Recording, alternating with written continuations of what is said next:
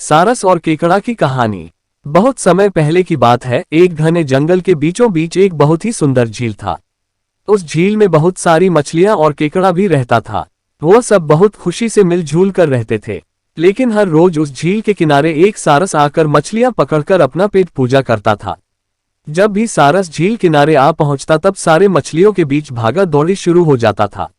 ऐसे दिन बीतता गया। धीरे धीरे सारस बूढ़ा और कमजोर होने लगा। पहले की तरह वह शिकार भी नहीं कर पा रहा था। सारस बहुत दुखी होकर झील किनारे बैठ गया। सारस का ये हाल देखकर झील की मछलियां बहुत खुश हुई।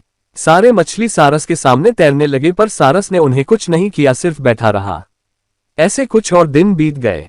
सारस को ऐसे एक जगह बैठा हुआ देखकर केकड़ा सारस के पास आया और पूछा, भाई 2-3 दिन से देख रहा हूँ तुम यहाँ चुपचाप बैठे हो, एक भी मछली नहीं पकड़ा, खाना भी नहीं खाया, क्या बात है? केकड़े की बात सुनकर सारस फुट फुट कर रोने लगा। सारस ने कहा, क्या बताएं दोस्त, मैं बहुत ही दुखी हूँ।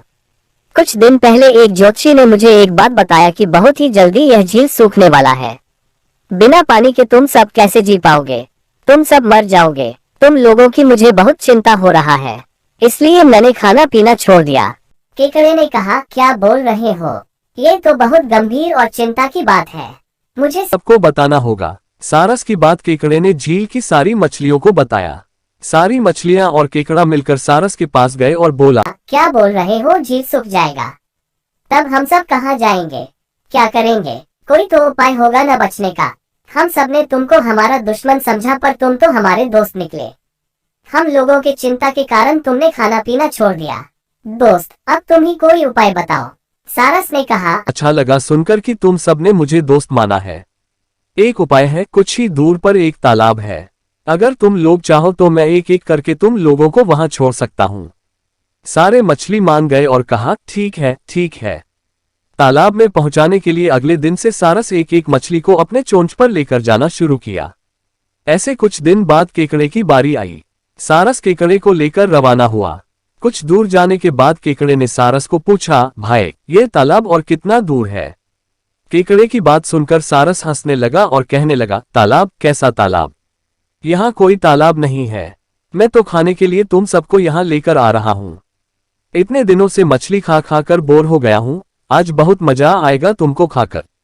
आसपास देखो, तुम्हारे सारे दोस्त के हड्डियां। अब तुम्हारी बारी है। ये बोलकर सारस एक बड़े से पत्थर पर आकर आ बैठा। सारस की बात सुनकर केकड़ा बहुत गुस्सा हो गया और अपने आप को बचाने के लिए अपने दोनों हाथों से सारस का गला दबा दिया और कुछ देर बाद सारस मर गया। फिर केकड़ा अकेले झील वापस आ गया और बाकी मछलियों को सारस के चाल के बारे में बोला और कैसे उसने सारस को मार डाला ये भी बताया। सारे मछली बहुत खुश हुए और निश्चिंत होकर रहने लगे। इस कहानी से सीख। इस कहानी से हमें ये सीख मिलती है कि हमें हर काम सोच समझकर करना चाहिए और किसी की बातों में नहीं आना चाहिए।